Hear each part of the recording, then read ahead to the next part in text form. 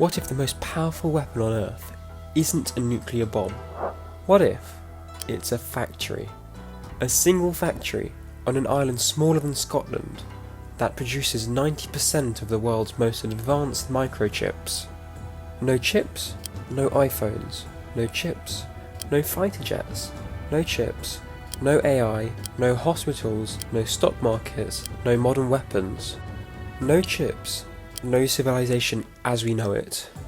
China knows this, America knows this, and right now, in 2026, both superpowers are locked in a secret race against a deadline that most people have never heard of. A deadline that expires between 2027 and 2032. After that deadline passes, the rules of this game change forever. In 1987, a 55-year-old engineer stood in front of a room of skeptical investors in Taiwan and pitched an idea everyone told him was crazy. He wanted to build a factory that made chips for other companies, designed in America, manufactured in Taiwan, shipped back to the world. No one believed it would work. That company is now called TSMC, and here is the number that should terrify you. TSMC produces 90% of the world's most advanced semiconductors. Not 10%, not 50%, but 90%. Every iPhone, every Nvidia AI chip, the processors inside American military fighter jets, the computers guiding missile defense systems, the machines keeping patients alive in hospitals. Every single one manufactured in one country, on one island, by one company. But here's the detail that makes this story truly insane. The United States, the richest, most powerful economy in history, currently produces just 13% of its own chips. In 1990, that number was 37%. America spent 30 years quietly surrendering control of the most critical technology ever invented. To understand why Taiwan is truly irreplaceable, you need to understand one machine. It's called an EUV lithography machine. It is the size of a double-decker bus. It costs $200 million per unit, and there is exactly one company on Earth that knows how to build it, a Dutch company called ASML. This machine works by firing a laser 50,000 times per second at tiny droplets of molten tin, creating a plasma that generates light with a wavelength of just 13.5 nanometers. For context, that is 10,000 times smaller than a human hair. That light is then bounced off mirrors so precise that if you scale them to the size of Germany, the largest imperfection would be smaller than a marble. Why does this matter? Because this is the only machine that can print circuits into chips so small that 100 of them could fit inside a single human hair. Without them, modern civilization could not function. Now, here's the detail that nobody talks about in public. Hidden inside every single one of these $200 million machines is a remote kill switch. ASML has confirmed to the Dutch government that they can disable every machine in Taiwan from a desk in the Netherlands, instantly, remotely, permanently. The moment China invades, the machines go dark. TSMC's own chairman said it publicly. Nobody can control TSMC by force. If you take it by military force, you render it inoperable. A $1 trillion factory turned into rubble by a single email. In 2021, the United States Army War College published a strategy paper. Its conclusion was extraordinary. America could not guarantee winning a military conflict over Taiwan.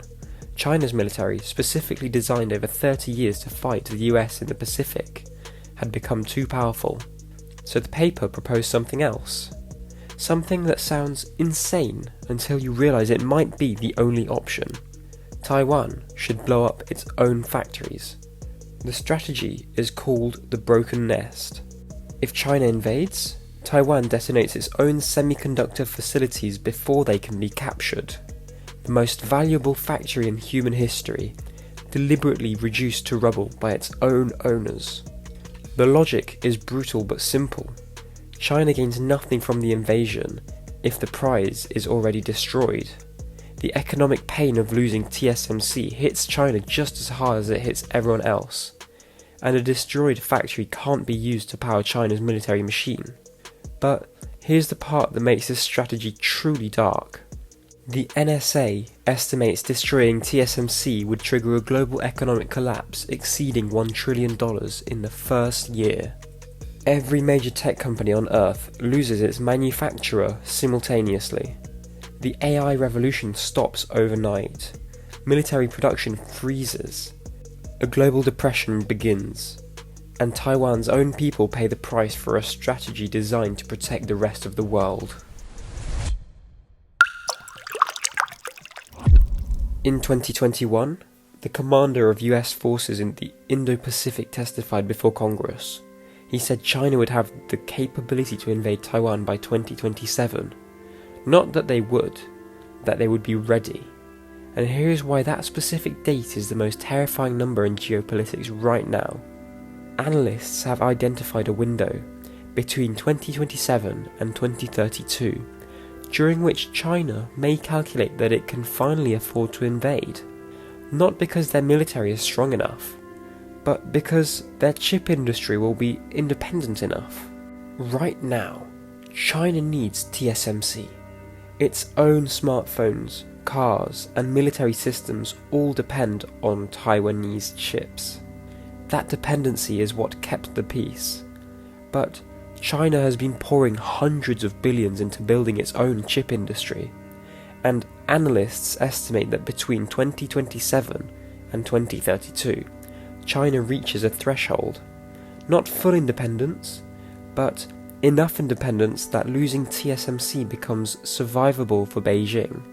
Inside that window, the silicon shield stops working as a deterrent, and the US military ran the invasion simulation 24 times to find out what happens next.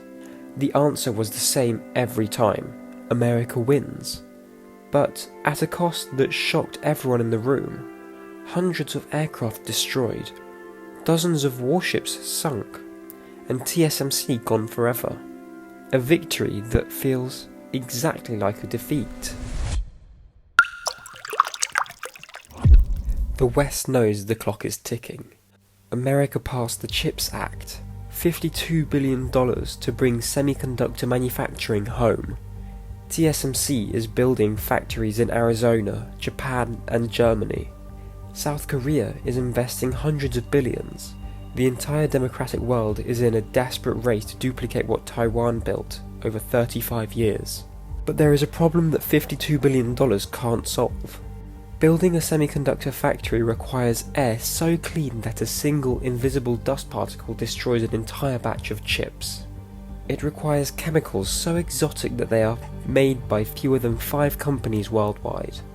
It requires water so pure it doesn't exist naturally on Earth.